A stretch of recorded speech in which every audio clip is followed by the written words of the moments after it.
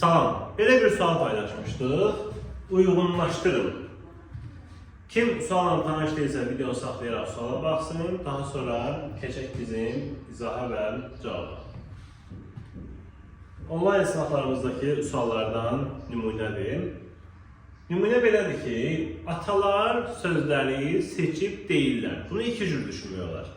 Atalar mübtəda da ola bilər. Atalar sözlər deyirlər. Necə deyirlər? Seçib deyirlər. Bir də uşaqlar atalar sözləri seçib deyirlər. Məsələn, demişik ki, əməklə bağlı və yaxud da dostluqla bağlı atalar sözləri seçib deyin. Onlar da seçib deyirlər.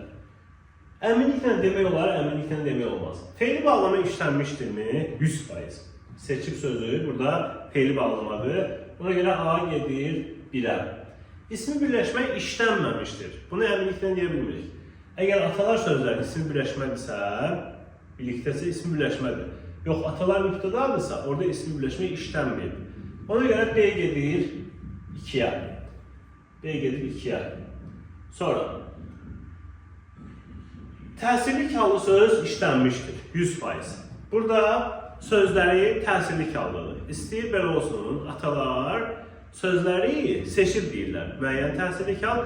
Bir də uşaqlar atalar sözləri seçib deyirlər. Qeyri-müəyyən təsirli hal. Amma hər bir halda təsirli haldır. Ona görə C gedir 1'ə.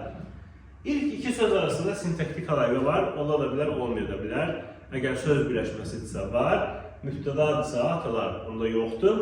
Ona görə D gedir 2'ə. D gedir 2'ə. Sonra, xəbər mübtəda ilə kəmiyyətə görə uzlaşmışdır. Əgər atalar mübtədadırsa, uzlaşır. Əgər atalar mübtəda deyilsə, burada mübtəda yoxdur. Yoxdursa necə deyə bilərik ki, xəbər mübtəda ilə uzlaşır? Olsun yəni ki, uzlaşsın. Ona görə eyni və dəqiq deyə bilmirik. Deməli, 1'ə getdi AC, 2'ə getdi B, D, E. Cavab olur A variantı.